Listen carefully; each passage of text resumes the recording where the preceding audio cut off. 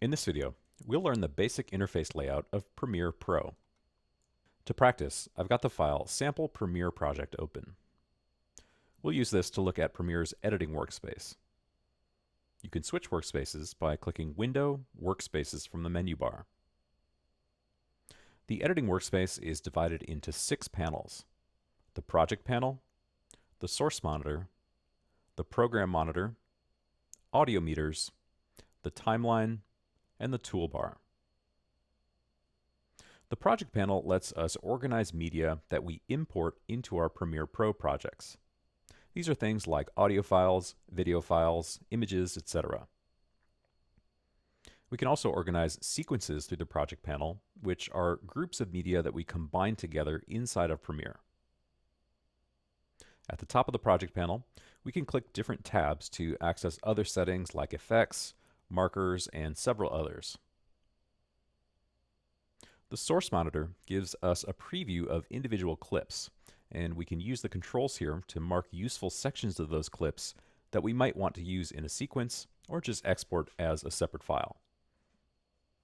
Towards the bottom of the Source monitor, we can use the time ruler and the current time indicator to scrub back and forth to different points within an individual clip. We can also use the buttons at the bottom to play and stop and mark points within a clip that we're interested in using. The Program monitor shows us audiovisual output of the current sequence. Right now, the sequence, My Audio Sequence, is open in the timeline, so that's what the Program monitor is displaying. If our sequence contains video, we'll see a preview of it here. Now, this sequence only contains audio, so we won't actually see anything, but we'll still be able to use the time ruler at the bottom and the play and stop controls to navigate the sequence. The audio meters display the volume of sound as it's being played back. So as I play this clip, you can see those meters jumping up and down, showing us the loudness of the sound as it's being played. The timeline shows us the contents of the current sequence. Here we can bring together multiple clips and combine them with transitions, audio and video effects, and other editing techniques.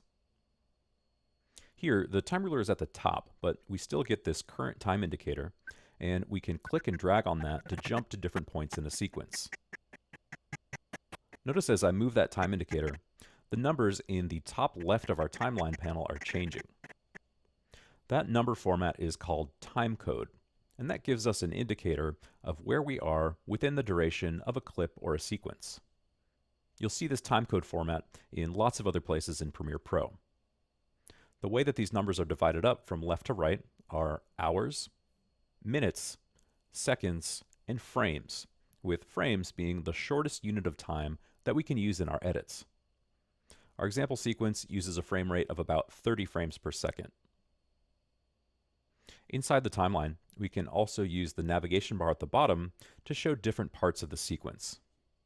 Or we can click and drag on its ends to view the entire sequence all at once, or zoom into individual frames of clips. Premiere Pro's toolbar contains lots of different tools. The ones you should get familiar with first are the Select tool, which lets us select one or more clips in a sequence and click and drag to move them around to different points. We've also got the Hand tool, which lets us click and drag to look at different parts of the sequence on the timeline. Just like other Adobe programs, tools with a white triangle next to them hold submenus of similar tools. So if we click and hold on that Hand tool, we can also jump to the Zoom tool and use that to zoom into specific parts of the sequence in our timeline. So this is great for doing fine-tuned edits that need to happen over a very short period of time, maybe just 1 or 2 frames. Okay, that's a basic overview of the Premiere Pro interface.